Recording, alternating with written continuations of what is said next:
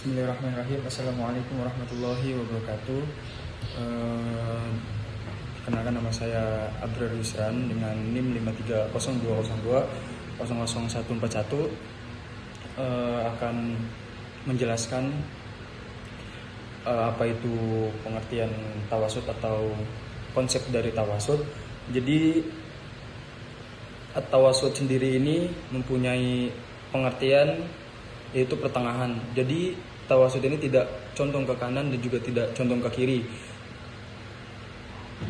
Jadi maksudnya itu sikap tengah dan adil dalam kehidupan, atau sebuah sikap moderat yang tidak cenderung ke kanan ataupun ke kiri. Jadi di dalam tawasud ini itu lebih, kalau dalam Al-Quran ini tawasud ini lebih condong ke dalam surat Al-Baqarah, yaitu ayat ke-143 yang artinya, yang berbunyi, dan demikianlah kami telah menjadikan kamu sekalian umat Islam, umat pertengahan yang adil dan pilihan.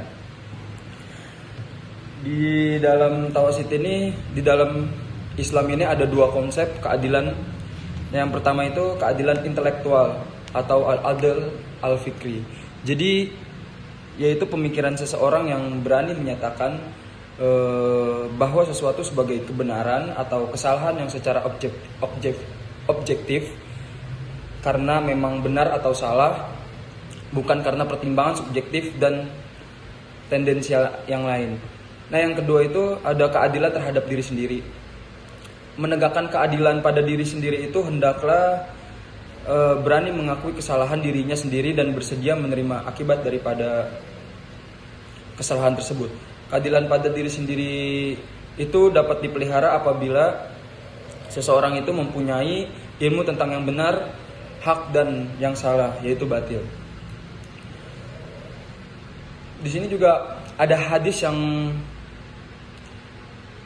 menjelaskan bahwa berperilaku adil itu dari Abdullah bin Amr bin As radhiyallahu an, berkata, bersabda Rasulullah sallallahu alaihi wasallam, sesungguhnya mereka yang berbuat adil di sisi Allah Ta'ala, kelak mereka akan berada di atas mimbar dari cahaya, dari tangan kanan Allah Ar-Rahman Azza wa Jalla, dari kedua tangan Allah Ta'ala adalah kanan mereka, adalah orang-orang yang adil dalam menghukumi sesuatu, bahkan terhadap keluarga mereka sendiri, juga terhadap orang-orang yang mereka pimpin. Hadis riwayat Imam Muslim. Di sini juga sebenarnya dalam Quran surat Al-Hadid juga dijelaskan yang artinya yang berbunyi, sesungguhnya telah kami ciptakan, kami utus akan rasul-rasul kami dengan penjelasan, dan kami turunkan beserta mereka itu kitab dan pertimbangan, supaya berdirilah manusia dengan keadilan. Quran surat Al-Hadid ayat 25. Jadi di dalam kesimpulan dari ayat tersebut itu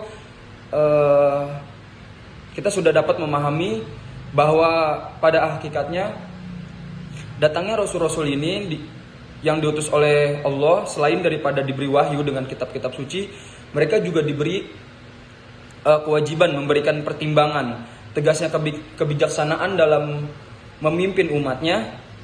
Sesudah itu dijelaskan lagi bahwa Tuhan pun bukan saja menurunkan kitab atau pertimbangan atau untuk menegakkan keadilan, bahkan juga diberi besi. Dalam ayat ditegaskan kegunaan besi itu, pertama, karena di dalamnya ada persenjataan, maka dapat difahamkan bahwa kedatangan rasul-rasul itu bukan saja hendak mengejar-ngejar orang saja agar tunduk kepada Tuhan. Dan untuk selanjutnya, yang contoh studi kasus yang kami ambil yaitu dari contoh studi kasus Wadas. Nanti ada penjelasannya setelah berikut ini. Dalam konflik Wadas yang terjadi saat itu, yaitu tentang tindakan-tindakan represif dari aparatur negara terhadap warga yang ada di situ, yang mana warga tinggal bertahun-tahun, bahkan puluhan tahun di situ, tiba-tiba direlokasi dengan dasar bahwa akan ada investasi besar dari pemerintah, dan itu menjadi sebuah maslahat dan madorot untuk warga, yang mana kata daripada pemerintah itu sendiri yang harusnya menjadi pengayom masyarakat, akan tetapi sebaliknya.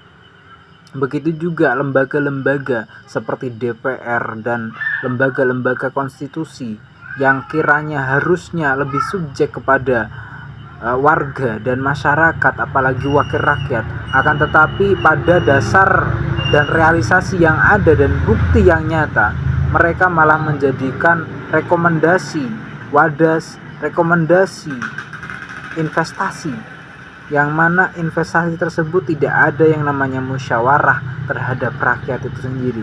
Apakah itu menjadi sebuah etika baik sebagai seorang wakil rakyat dan lembaga konstitusi yang harusnya melindungi daripada konstitusi negara itu sendiri, yang mana esensi daripada konstitusi itu adalah melindungi segenap warga dengan bijaksana? Apakah akan seperti ini terus-menerus? Itu menjadi tanda tanya untuk kita semua.